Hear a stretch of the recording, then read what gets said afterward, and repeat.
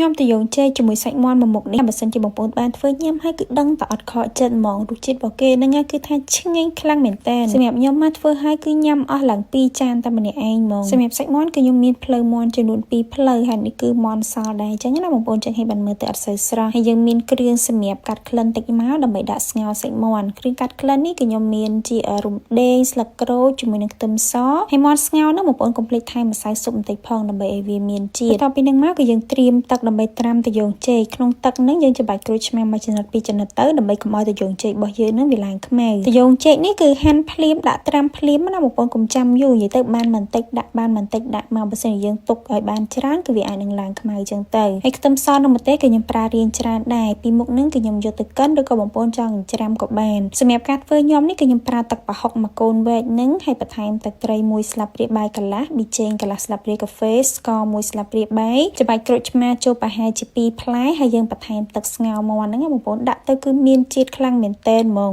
តែប៉ុណ្្នឹងមកទឹកត្រីរបស់យើងគឺរួចរាល់ហើយប៉ុន្តែបងប្អូនអាចភ្លក់មើលបាននេះណាថែមថយគ្រឿងបានតាមចំណង់ចំណូលចិត្តសម្រាប់ខ្ញុំគឺត្រូវរសជាតិអស់ហើយបន្ទាប់ពីនឹងមកគឺយើងស្រង់មាន់ចេញមាន់នេះខ្ញុំស្ងោរប្រហែលជាខ្ទង់10នាទី